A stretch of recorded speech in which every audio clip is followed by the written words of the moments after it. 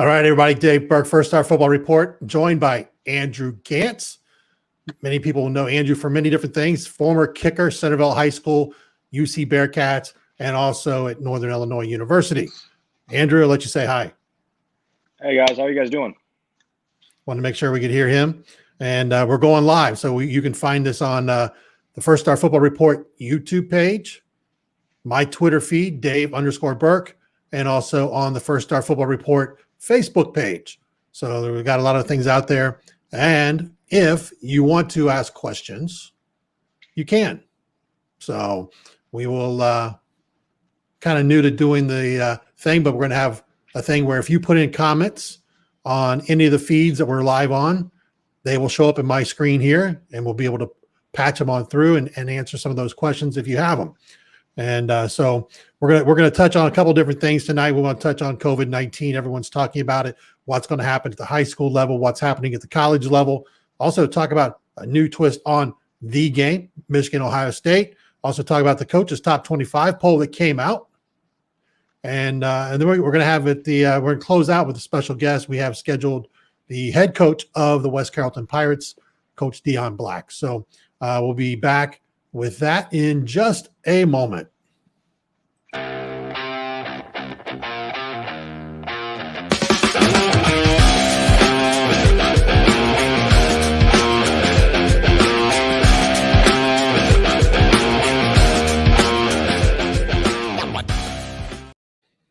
All right, we are back. Andrew Gantz, Dave Berk here. We are talking football, all different things. Ohio high school football kind of was the focus, and we also talk about the college and the pro games if needed. And Andrew, let's first, we gave you a little bit of an introduction there, but let's catch up with what you're doing because you're still involved in the football game. Yeah, so basically I played at Centerville High School here in Centerville, Ohio.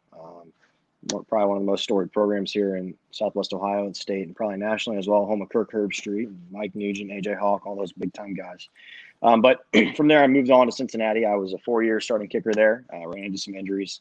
Finished up my career as a graduate transfer and won a MAC conference championship at Northern Illinois University. But while I was in college, I kind of started doing something that I've had a passion for a long time. Being the oldest of five kids in the house and 4 younger siblings that all play sports, I love to coach. I think through sports, we can make a big impact with youth and even young men, just coaching them up and showing them the right way to do things in life. And I started coaching kickers and punters my sophomore year of college across Ohio. Here I had 4 guys, and out of those 4 guys I had, they all went and played Division I college football. So Charlie Kubander's finishing up his senior year now at Northwestern, and hopefully he's going to land on an NFL squad next year. He's a big-time guy from locally grown here in Springboro, Ohio. But all 4 of those guys, we had Cincinnati, Miami, Ohio, Cal, and Northwestern in one class. From there, what I was doing kind of took off. And really it was probably a full-time job outside of football for me as I was playing all throughout college. So as of now, I've sent the most guys nationally who privately train with a private coach to the Division I level. I had another 7 guys go Division I this year in the 2020 class, which I'm extremely proud of those guys. Some of them just moved into campus actually yesterday. Some of them are already in school, and Jake Syvert's been up at Ohio State for a while, and Avery Music's been out there at Marshall, and Kevin Thibodeau's at Navy. And so these guys are all getting ready for a big freshman year with everything going on and trying to prepare for a big season. But yeah, I run a company called Game Winner Kicking. I train kickers and punters all throughout the country, actually. But I am based here in Centerville still. I moved back home, and I work with a lot of guys around here.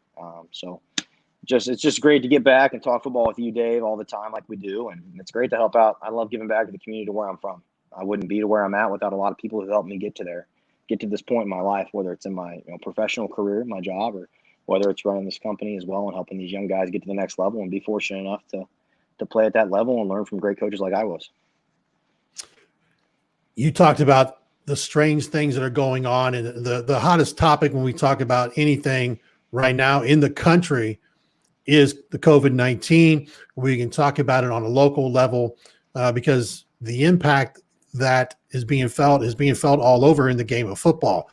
You had impact because you had camps scheduled across the country during the spring and summer that was wiped out. But we're into the, what we would hope to be full go high school season, usually this weekend coming up. You'd be looking at maybe a couple scrimmages before things really got into gear and the high school season would get, really going with games at the end of the month. But, my thing is, let's talk.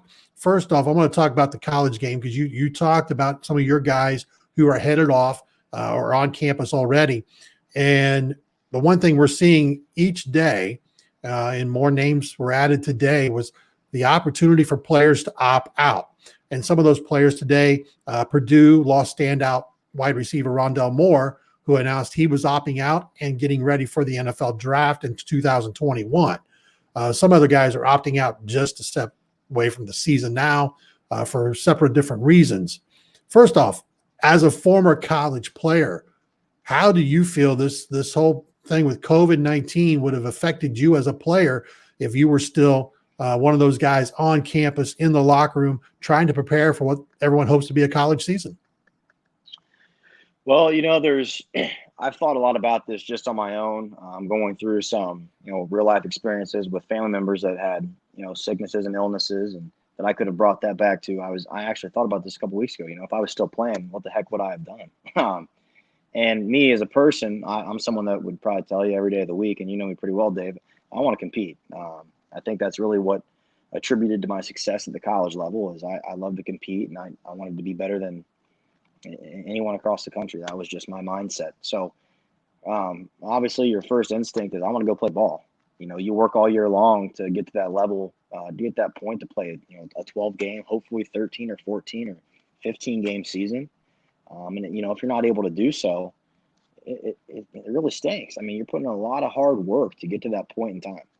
But at the same time, the same aspect of life that we're going through right now, I had a grandmother my junior year of college that had brain cancer, and she was going through chemotherapy and radiation and stuff like that. So I think back to that, and that played a big impact on my life, emotionally and physically. Trying to get ready for my junior season, coming back from an injury. I think about that as well. So it's a tough decision, but at the end of the day, for me, I think what we all have to do is, get people together that really know and put the kids first and people first. It's not just about playing a game. Of course, we all want to watch college football on Saturday. I mean, I think we'd be going nuts sitting in my house without watching it, especially with all these guys that I train and work with, for years now, trying to come up for their senior season. Like I was talking about Charlie to get ready for the NFL. It's a tough thing to go through right now. And I think we've seen a lot of great people pull together and do a lot of great things.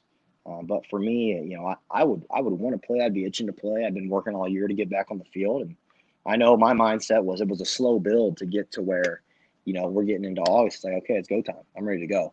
And now for these guys, it's kind of put on a lot of my D2 guys. Just had a D2 national champion last year as a true freshman at North Central College. They pushed their season back basically a full year, it seems like. So it's tough. It's a tough situation. It's tough for these guys to prepare physically and mentally to get ready to play a game when a lot of these kids, I mean, I talk to my guys all the time, like, well, I really don't know if we're going to play. And I said, they have to approach it as, yes, we're playing, because if they play, they have to be ready to play. But at the same time, they could be right in some aspect of what they're saying is they might not play, or they might not play some of the games. Let me ask you this, Andrew, as a former college player, we've seen the stories, players in the Big Ten have kind of come together, communicated. Here's their list of things that they're expecting. Then we saw the more of a maybe extreme, the Pac-12 players asking for revenue sharing and almost going from amateur, which, you and I, we don't fool nobody. The game of college football, we can call it amateur all we want. It's not, it's a big money business. COVID has affected the finances of almost every university in this country. Do you feel maybe the guys in the Pac-12 pushing it a little too far in their demands? I can tell you from when I played, I played on a great team with a lot of big-time players back in 2014, the last time for Cincinnati to win a true championship. And those guys, I can tell you one thing, we wanted to play. We were ready to play. And this is just coming from me personally. I would not have put money. I would not have put. Now we're talking about also people's well-being and their safety in regards to their health into consideration now as well. But as far as the monetary value of things goes, we're here to play ball. I mean, some of these guys, I think sometimes what gets lost in the thought process of college athletes nowadays is, yeah, we're bringing a lot of money. I thought about this back when I played. I had a game winner against Eastern Carolina that year. We won the conference. If I don't make that, we don't win the conference championship. And I thought about how much money that kick was worth in the grand scheme of things, right? Like to go to the bowl we went to win that conference championship, to get a share of that title. But at the same time, yeah, everything brings in money when you think about it. Whether money's involved in everything we do. I think these guys need to understand is like, if they want a chance to go to the NFL, they need to play. A lot of these players, a lot of these undrafted guys. A guy I played with at Cincinnati, Josiah DeGuara, if he didn't have the season he had this year, he's probably not getting drafted by the Packers, the place he got drafted at. And it's basically a showcase. A lot of these high school kids go to showcase camps to get recognized by college coaches. Well, your play on the field in college is a showcase for the next level. So if that's your goal, you need to play ball. At the same time, a school that's giving you a scholarship and an opportunity to play and get a great education at that program, that university, if you're basically telling them, I'm not playing this season. Well, I mean, if you're a senior, you've been there for 3 years collecting a great education from that school who's paying you to go there, basically. They're paying for all your meals, your housing. And I think a lot of things that get lost, too, with a lot of people that are outside of the game that see it may not know. I mean, these guys are eating well every single day of the week, 4, 5, 6 meals a day sometimes in some schools. Especially out there in the Pac-12, they're getting a pretty nice stipend every month to live out there and to play ball there. So at the end of the day, for me, it always comes back to I'm a competitor. I want to play. I don't think I would ever sign off on anything that says, hey, I'm not playing unless I get paid this X, Y, or Z amount of money. You only get a certain amount of time to showcase your abilities. And Dave, as you know, with my career running into injuries, I mean, before I got hurt, I was probably a pretty high level draft grade. And then after that, my career was went down pretty quick. So you never know when your last game is going to be. So for me, I see things through a different lens now, I guess. I'm older and I've been through those injuries and I've lost the ability to play at the NFL level due to those. But I see it like this. I mean, you get one opportunity to play college ball, you need to play ball. I mean, it's not, I bet you any one of my buddies that played high school ball with the Centerville would have given a leg to be in the position I was in. And that's how I kind of thought about things. I want to play ball. And you mentioned high school ball. We want to talk about high school ball. We want to thank First Star Logistics for their sponsorship. And we'll be back right after this word from First Star Logistics. Dave Lapham here, and every day I am grateful for my experience to have played professional football. As a player, I realized self-motivation, leadership, and appreciating your teammates are key. At First Star Logistics, you can use those same attributes to create the life you want for you and your family. Build your future by working hard like I did. You'll see results both on and off the field. Call First Star Logistics today and be part of our winning team. And again, we want to thank First Star Logistics, everything they do for First Star Football Report over the last couple years. And, if you're looking for a new career, they are hiring. So a lot of people out there looking for jobs. Andrew, let's get to the high school part, because this is where when we talk about high school football in the state of Ohio, it's a passion. And we've already seen programs like Trotwood Madison, a defending state champion, have their season ended. Dayton Public Schools, Cincinnati Public Schools have basically ended their seasons. I think Cincinnati Public Schools are there's some schools practicing, hoping that maybe things will change. I'm not quite sure what's going on with Dayton Public. Hopefully those coaches are able to keep their kids together, because I know all the years that I've covered the game at the high school level, a lot of kids need this game. It keeps them engaged in the most important part is getting education. A question I have, we talked about players opting out of the college game. A lot of times I know several kids who have, or parents who have kids who are going to be seniors, who age-wise, the OHSA rule, I think, is you can't be 19 at the start of the season. You can turn 19 within the season. Yeah. They have kids that will fall into that if they would even miss a year. But my understanding is the running clock from the OHSAA is the fact that it starts, I think, in junior high, and you've got, those 6 years you've got to compete. Do you feel that if things continue to go to where we see schools canceling, if there's kids that fall in that the OHSAA should allow parents to opt their kids out of school for a half a year, let them go back in December, and then come back, and play a season next fall. Do you think that should be an option for parents? I mean, at the end of the day, your mom, your dad, or whoever your parent or guardian is, they're going to put the best interest of the kid 99% of the time before athletics. So, yeah, I mean, in my opinion, I'm the oldest of 4 or 5 kids. I've got 2 sets of twin siblings that are younger than me. Owen and Lauren are both sophomores in high school, and then the other 2 are in 8th grade. My brother's playing football right now. My sister does competitive cheer. My younger brother plays football at the middle school level, and my other younger sister does volleyball and competitive cheer and everything like that. So I come from a family of athletes. My grandpa and his kids are top sports center in Centerville, and I know they have to go through a lot of things right now to make sure those kids are safe. So at the end of the day, I think parents should be able to make the decision for their son or daughter. If they truly are worried about, you never know, there could be a grandparent living in the household where they're nervous. Hey, my brother goes to football every day of the week, and he could bring something back in home without even knowing or without showing symptoms, and you're putting other people's lives in danger. So yeah, I mean, I'm all about doing things the right way. I just ran a camp with only 20 kids down in Cincinnati a week and a half ago, and I could have had 61 kids there. I put the safety of my guys before anything else because I view them as family. So I can't imagine how a parent would feel about things like that. I'm not a parent yet myself, but one day it's the most important thing to mom and dad is their son or their daughter. So if they're able to make that decision because it's in their son or daughter's best interest or their family's best interest, I think they should be able to. Yeah, for sure. Do you feel that programs like, the Dayton Public Schools would maybe reacted too soon in stopping this and should have let the kids prepared? The coaches, you and I both know, coaches for the most part are going to do the right thing. They have the kids' best interest in play, especially at the high school level.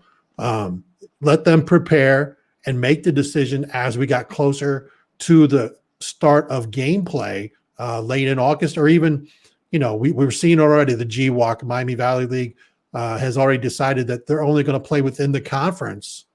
So you can really maneuver the scheduling quite a bit to where maybe you delay the season for a couple of weeks. Do you feel maybe they overreacted in the decisions to stop sports? Yeah, and it's tough to say. I think they did, but at the same time, we're not in those meetings, and we really don't know what's going through their heads. And logistically, I understand from running my own camps, and my grandfather has a facility with 1,500 families in it. I understand the logistical side of things, getting things to work and run smoothly, and do things in a safe and proper manner. But at the same time, yeah, I mean, you got to think about it this way. Like, what happens if the OHSAA comes back and says, okay, DPS, you guys can play now? Well, those kids haven't been in workouts. They haven't been practicing. And now we're talking about health safety. Well, we're talking about health risk now being put back on the field without proper training. I suffered from 2 ACL injuries. I played all of college without an ACL on my right knee, and tore it the first time my sophomore year of high school. Well, the whole purpose of strength training, conditioning, and getting in game shape is to be able to handle that grind on your body. So if we're throwing out, 16, 17, 18-year-old kids onto a field with no strength and conditioning to go behind them for gameplay, I think we're putting their health at risk in that regard as well, So, I mean, it's tough to say. I think they did. We're a little premature with things.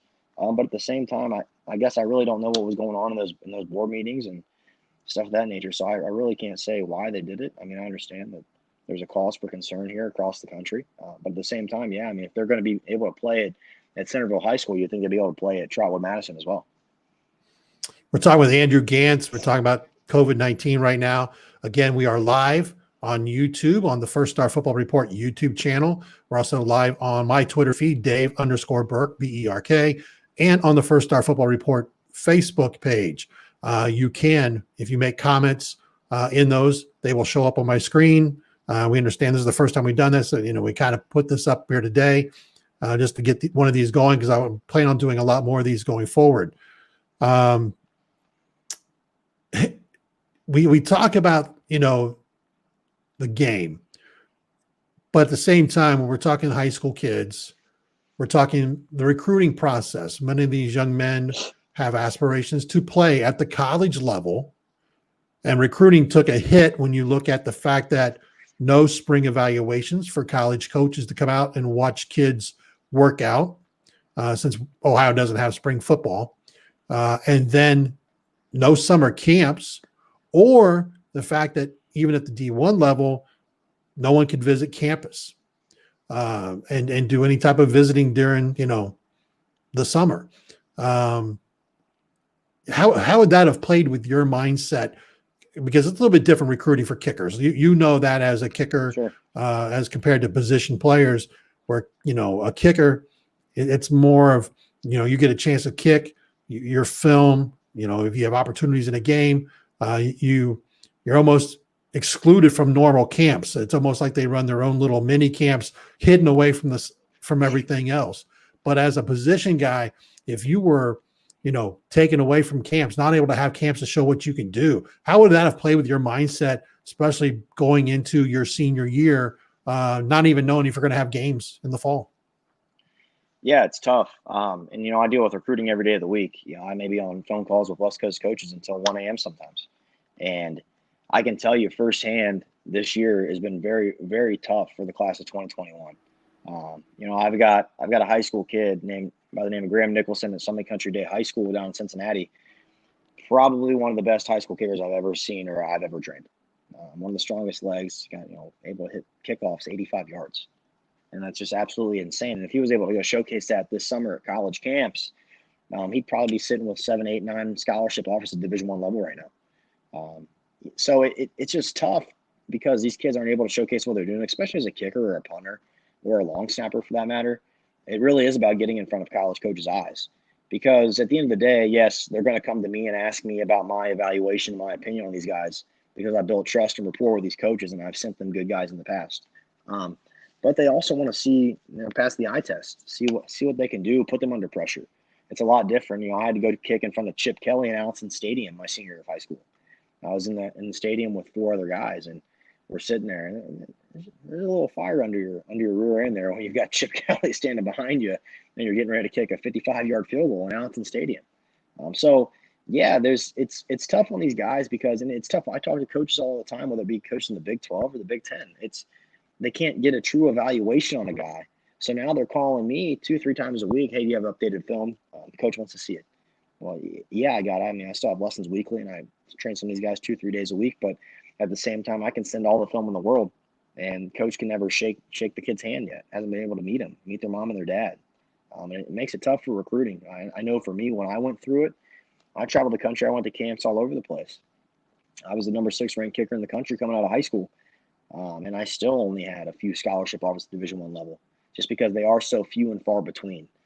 So when you're talking about scholarships or opportunities to play college ball for a kicker or a punter, it's been very tough in the class of 2021. And I've gone to bat for my guys, and I said, this kid's, he's worth it. I've already got a Trey Granati at Cup Cath. He's already committed to Army and play Division I college football there. But I still got a couple 2021s, and I'm working with some 2022s across the country, who now it kind of seems like some recruiting shift has been moved more towards the 2022 class. And you and I have talked about that quite a bit as well. It's a tough year, and I really feel for these kids because, last year I had Jake Seibert, who was the number 1 consensus recruit in the country at the kicking position from Cincinnati LaSalle High School. Jake, I got him 7 scholarship offers to Division I schools. He ended up going playing for Ohio State. He's up there right now. But for him, it was easier. He had college coaches be able to come and watch him kick. And then it's easy to say, yeah, this kid's by far the best kicker in the country. Yeah, I remember Jake spring evaluations. I was down at LaSalle High School, and it's very rare when you see schools like UCLA fly in to Ohio to see a guy kick. They didn't really care about everybody else. They wanted to see this guy kick, and it was that just shows you the ability he had. But I mean. And I know a lot of people out there are telling kids, hey, it's over. You don't have a D1 offer, it's over and so forth. And, I go back just a year ago, no one was talking about Matthew Reevy, a quarterback at St. Xavier High School, because he really hadn't been a starter until his senior year. And he ended up being the starter at St. X, posted big numbers, had great film, did not get his first Division I offer until December of his senior year, and ended up signing with Boston College. So, there are still those opportunities, and hopefully we have those opportunities this fall so the guys can showcase their talents. And, it is what it is. That's how I tell guys all the time, control what you can control. And that's the best advice that I feel you can give them because, as you said, stay in shape, be ready to go when that whistle blows, no matter if it's going to be blowing here in another couple of weeks, kickoff for the season, or if the season gets pushed to the spring. Let's move Dave, on. If you don't mind me saying something real quick, is I know we probably got a lot of guys that aren't kickers and punters who I don't talk with personally on here. I tell my guys this every day. I talk to college coaches consistently day to day across the country. And the biggest thing I tell them is even if they don't have a season this year, even if, that doesn't happen, I pray to God that it doesn't. But if they don't have a season, it's not over. You and I see this year after year. There's guys in December, January, February, even after signing day, still offering scholarship offers or offering PWOs to kids at the Division I level or any level for that matter. They're still going to come. They're still going to happen. At the end of the day, college coaches, they have to recruit, and they've got to bring in guys. So what I'm telling my guys that I see every day, I've got about 40, 50 guys in the 75-mile radius, is I tell them, if you don't have a season, use that as to your advantage.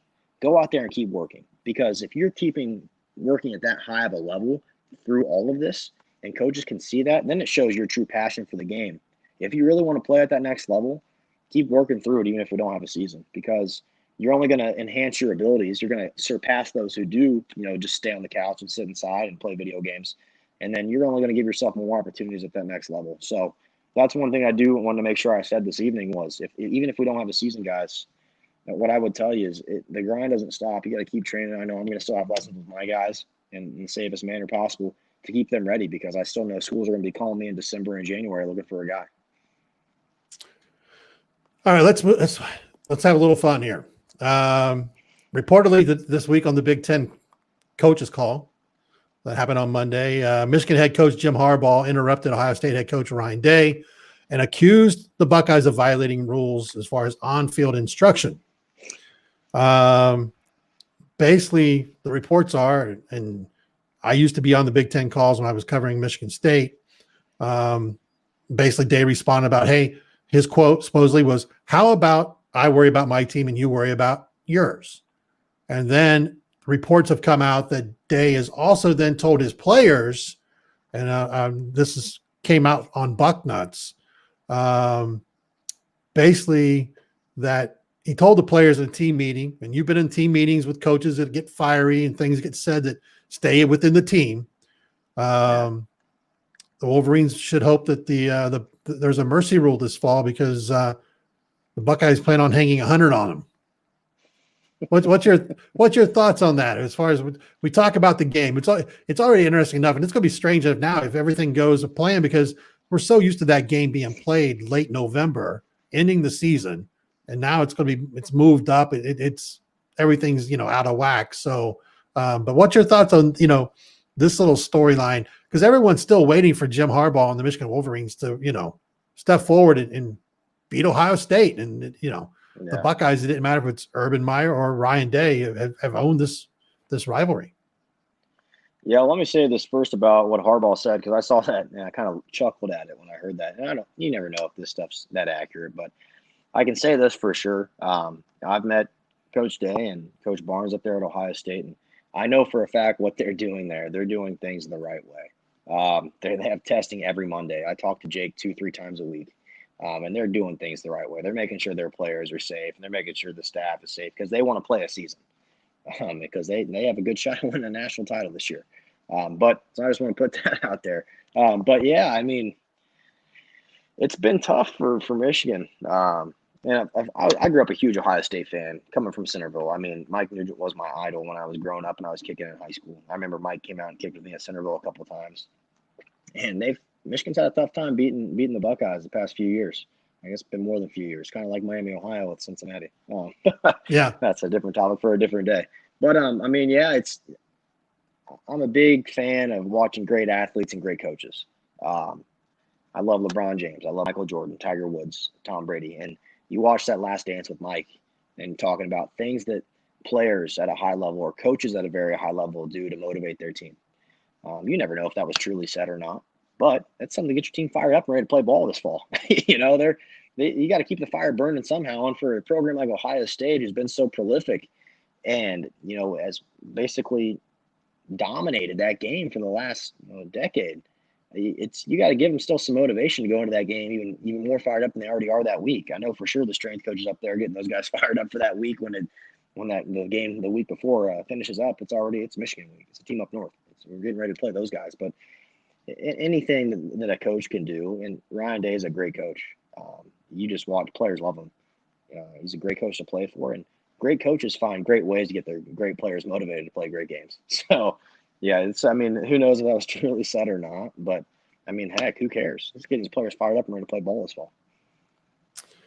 And other notes with the Ohio State team came out this week. They named their captains locally in the Centerville, Dayton area, Miamisburg. Former Miamisburg Viking, Josh Myers was named a captain. But the one that really tickled me was Justin Hilliard out of St. Xavier. I had a chance to cover him during his high school career. And he is just, he was a phenomenal player at St. X and really struggled with injuries since he's been at Ohio State. And for him to, as you know, I tell people all the time, it's not just about how great you are in high school. Injuries are part of this game. And for you have to fight them. And it's hard because I was talking to someone here the other week who was saying, I'm hurt. I don't feel like I'm part of the team. And that happens because you're kind of out on an island because they have to go on without you. And for him to fight back over multiple injuries, last season got a chance to get on the field and to get named a captain. Congrats to Justin, because it couldn't happen to a better young man. I'm so happy for him and for Josh as well. But we talked about, you mentioned the Buckeyes being possibility for a national championship. Coaches poll came out. First coaches poll. Ohio State came in number 2 behind Clemson.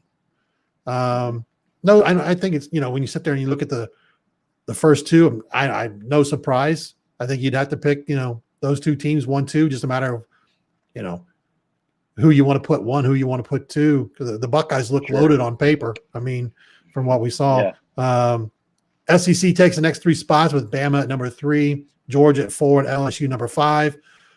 And, the one I question the most is LSU, because a lot of their guys, Ed Orgeron does a great job recruiting, but at the same time, you lost the #1 draft pick in Joe Burrow, and you lost your running back. You can go through the losses that they had.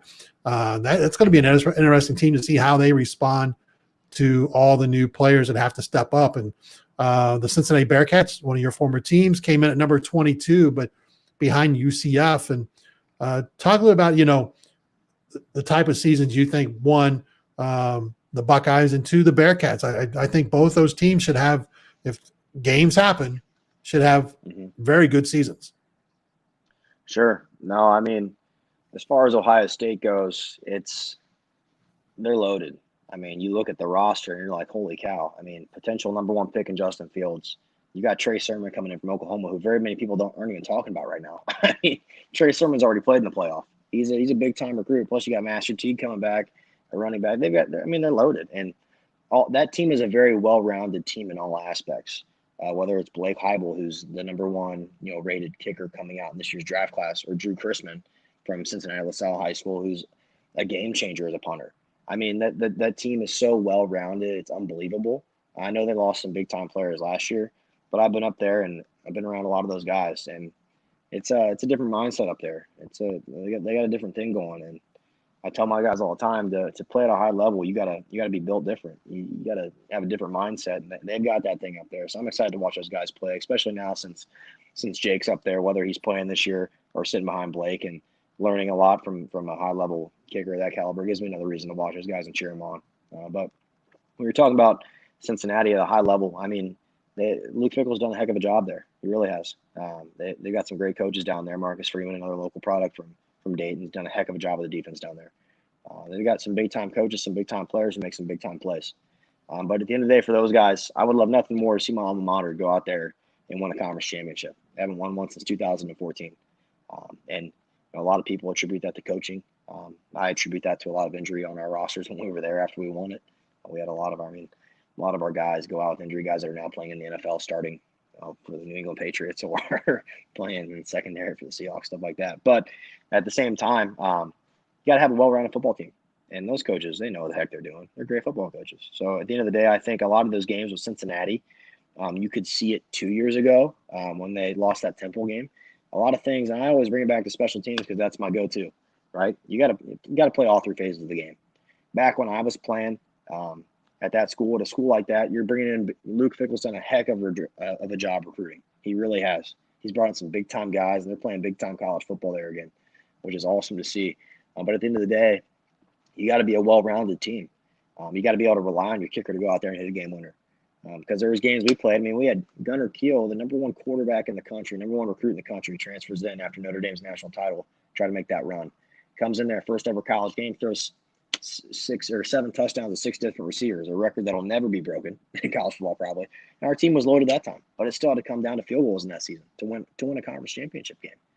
And we had receivers. Our receiving core was loaded, got NFL guys all over the place.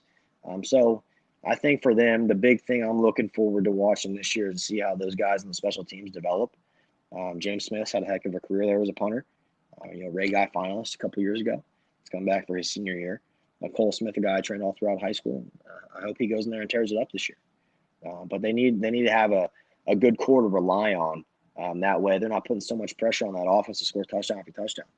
Sometimes you do need that 50-yard field goal or a 35-yard field goal. The Temple game 2 years ago now, 2 seasons ago, it came down to missed field goals. Or else they probably would have had their other conference championship 2 years ago. So I'm looking forward to those guys making a run. I'd love nothing more to see them make a big push and be in the playoff conversation. But then again, this year it's going to be tough because there's just playing conference games for a lot of these conferences. So it's going to be interesting. I hope they go out there and do some big things. But I think a lot of Cincinnati is just going to be playing well-rounded football.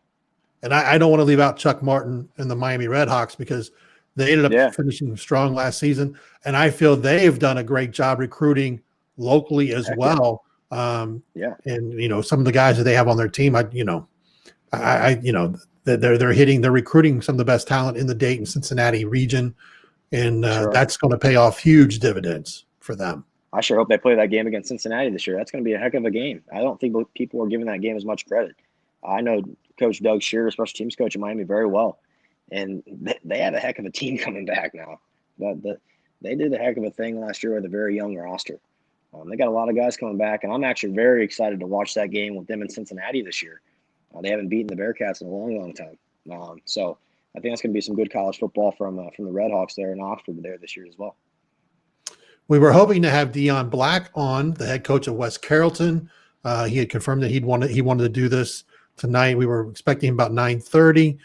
We'll give him a few more minutes. I just texted him if you saw me off here doing something, and I've not heard back from him. So we're kind of in that mode right now to try to get him on here, and waiting if he logs into the studio, we can patch him in here, and because it's we look at, you talk about your time at Centerville and the GWalk and so forth. And as many people know, my brother played at Wayne back in the days of the Western Ohio League.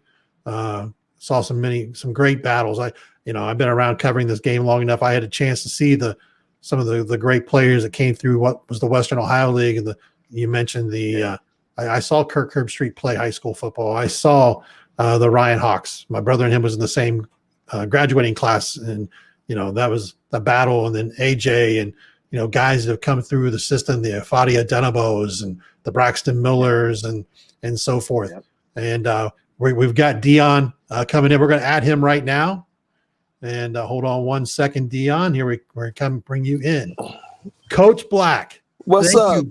Thank you. I know you're a busy man. You've got a lot of things going on. We got Andrew Gantz here.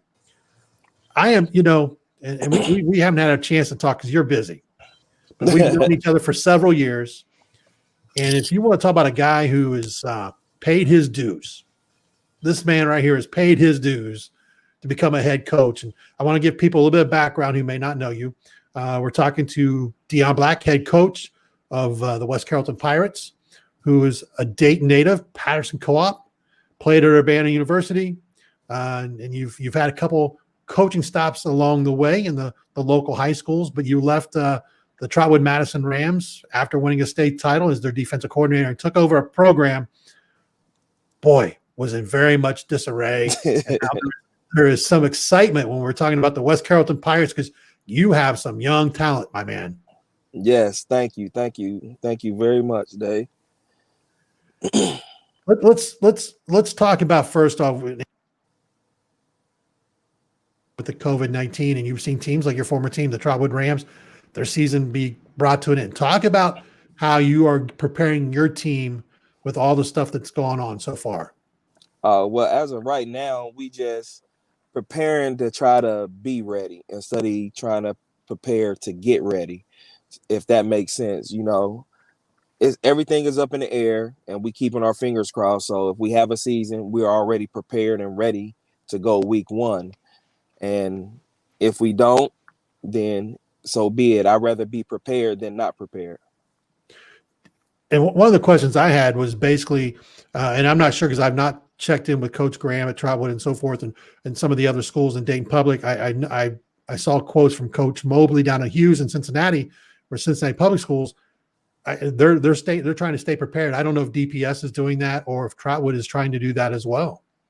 Well, that I don't know. I haven't talked to Coach Graham lately, but I've talked to Coach White, and he's a little heartbroken. So as of right now, I know with DPS, they're not having it, and they're trying to wait it out to see what's going to happen. So kudos to everybody that's in conference, that got conferences, that's trying to stay prepared in case we have it. So that's tough on them kids when that's all they have. And some of them trying to get scholarships and stuff like that. So I feel for some of them seniors. We talked about you taking over the program at West Carrollton, got off to a rough start last year, which anytime there's change, that can happen. But you started getting some things rolling. I think the kids started believing in what you had been telling them through camp and into the early season. Big win against Piqua to get things going on the right direction. End up with 3 wins, also beat Fairborn and beat Stebbins. Talk about last season. What did you learn about these young men that you now have, that you're coaching for your second year? Last season, was, of course, a shell shock for me, coming from 2 schools that's known for winning and making it to the playoffs, and then coming 2 years after a state championship in 2017 at Trotwood. It was trying to change the culture, and like and everybody know, when you're trying to change something from a losing culture, you got bad habits. Like the senior class, granted, we have some good kids in that senior class, but I was like the 3rd or 4th coach in their high school career, and probably like the 3rd or 4th offensive and defensive system that they had. So there was no continuity. So the first 5 games was rough, and after the 5th game against Tip, I just told everybody, coaches and all, like, we need to step back and reevaluate ourselves. So coming back that Piqua week, it was a homecoming week, and I told the kids, I said, what I need y'all to do is completely buy in now. And along the way through them first 5 weeks, I had to sit some kids, and and I just had to change the culture. Like kids that been starting for 4 years, I had to bench them to give the message to everybody else that y'all don't run the prison. You can't let the prisoners run the prison. So I'm like, we won games late with you, and we done lost without you. So what's the purpose of sacrificing a senior? And if I got these young kids that's gonna give it they all, I'm gonna play them young kids. And they bought in after the Piqua game, and it just rolled from there. You talked about those young kids, and 2 I want to talk about, and I know you've got more. Kamari Cleveland, who's your quarterback, and Tyron Darby, running back. Talk about those guys, and then also talk about maybe some other young men that people should be looking for. Yeah, them 2 are the ones that get the most notoriety because they have the D1 offers. Kamari going over, it's crazy going over to West Carrollton. I was at Miamisburg for like 5 years before I went to Trotwood. So I have that wing T background. So going over there, just like everybody else, I'm gonna put a system in place, whether you got the athletes or not, where you can always be in a game. But I started looking at Kamari and some of the other kids. I'm like, if I put them in a wing T, I'm handicapping them. So I kind of built the offense around Kamari. Tyron played basketball the year before and didn't play football. So after our Jamboree scrimmage, Tyron reached out to me and was like, I think I want to play football, but you have to convince my mom. So I was like, okay, just come and hang out with the team. If it's something that you want to do, then come on out. So eventually I reached out to mom, and it was going into week 4 of the Butler game, and he just practiced like he really didn't know the offense. Once he got on the field and knew the offense, the sky was the limit for the kid, because I would just sit in practice and watch him like, oh my gosh, this kid is jump cutting and taking off and got speed. And I'm looking like, we have something here. And then you have kids like that really don't get the notoriety. We have a kid named Anthony Baltimore. He had to sit out the whole season last year, going through a custody battle and transferring from Centerville and stuff like that. And Anthony's about 6'2", 225, play DN, high motor. He remind me, now don't quote me on this, Dave. He remind me of a motor of Robert Landers. Like, says a lot.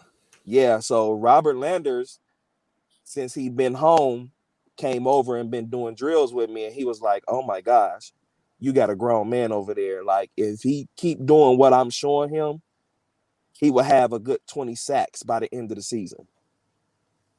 So, I have kids like him. I got my all-state receiver that graduated, but it's 2 other kids that was up under him, Cedric Anthony and Jordan Berry, and they're juniors, and they don't get the notoriety that they should, because they're not the prototypical tall receivers and the height, but oh my God, them kids are explosive.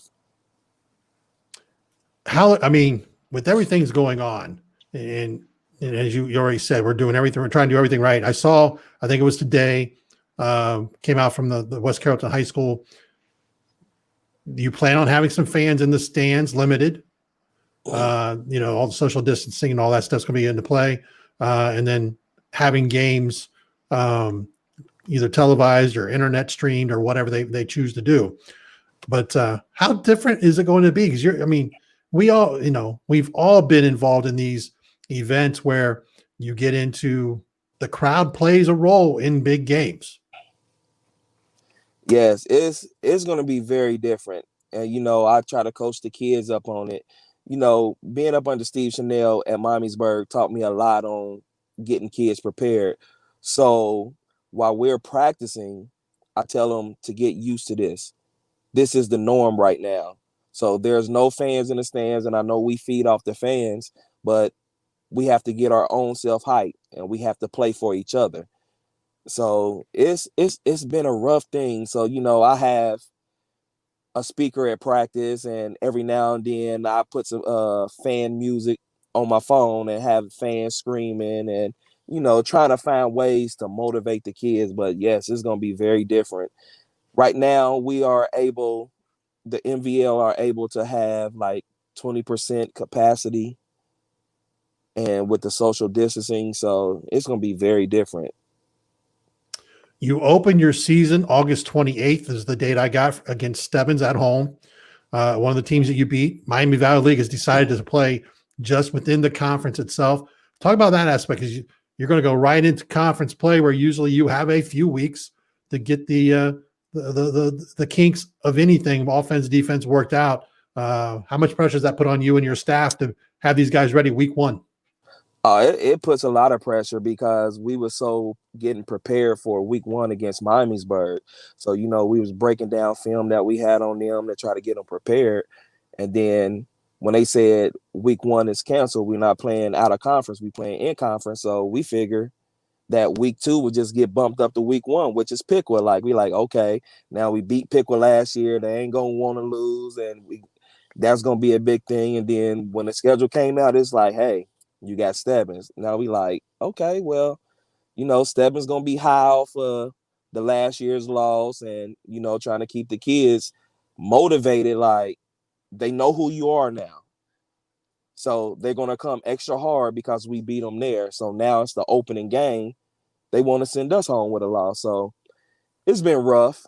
It's been rough trying to get prepared for a team, and who knows if everything goes the way it goes. And from what we have been told, that if like you never know what's going to happen week to week. So if somebody is sick from one school, you may have to jump and play another school. So it's going to be very interesting because you're not going to get that. If we can't play against Stebbins, hey, we might get Xenia. And, you know, my defensive coordinator was talking about that the other day. Like, just imagine have to prepare for Xenia, the triple offense, and then they have to jump and prepare for us. And I'm like, yeah, that's crazy. So COVID is really doing a big number on us football coaches and players. What would be the biggest change from a year ago to this year's team that you've seen? Because you like we said, you've got some young players. They're now a year older. Your staff has been together. You've got some key pieces. I mean, your staff, when I look at your staff, you've got guys who care about kids, and you can, you know, and I've known you, like I said, for several years, and I know how you feel about it.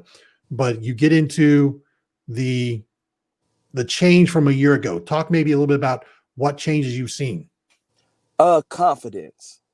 That's a big major part. Like, the kids lack confidence because, you know, people have been telling them what they couldn't do and what they only capable of doing. So the confident aspect of it has been tremendous. And then the continuity, them knowing coming back, we're running the same offense and the same defense, and we have the same coaches.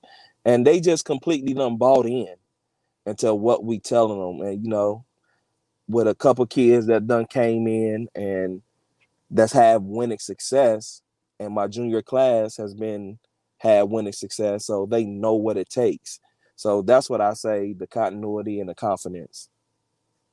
Well, Coach, we appreciate you taking time out of your busy schedule, being with us, and we wish you nothing but the best of luck, and hopefully get a chance to come out and see some of your young talent this season, and we'll stay in contact.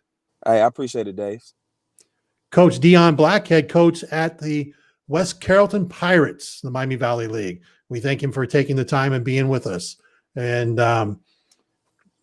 just a guy who really understands working with young men. And we're glad, we're so happy he took the time, because I know he's a busy young man when he's working with these young people. And we're at the point now where we're going to close out our live broadcast. I want to let everybody remember the fact that you can find us on YouTube, First Star Football Report, our channel on YouTube. Please subscribe, help us build that base up. We've got a lot of videos already up there from over the last year that we've added, plus some new ones where we're doing some spotlights on players going under the radar. Also at firststarfootballreport.com. And right now, we restructured the whole site. We used this time during the spring and summer to do a total restructuring of the site. Instead of it just being a site based on just static news, we've made it active, a place for people to go to talk football. It has an activity feed. It's a lot like a Facebook or a Twitter, where it has an activity feed. There's groups that you can join already made up for conferences. We'll keep adding those as we see fit.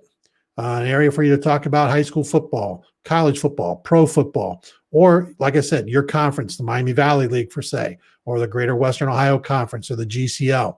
And right now, what we're doing, thanks to our sponsors, First Star Logistics, we're going to be having a drawing at early September.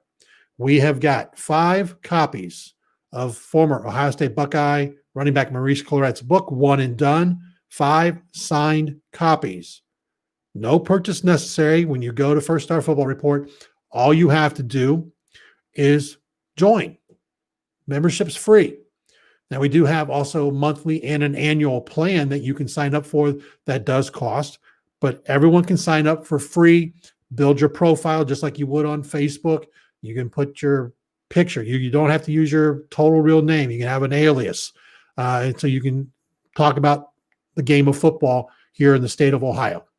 And again, we want to thank Andrew Gantz. Want to thank Coach Dion Black from the West Carrollton Pirates for being with us. We hope everyone stays safe. We look forward to doing more of these as we go forward.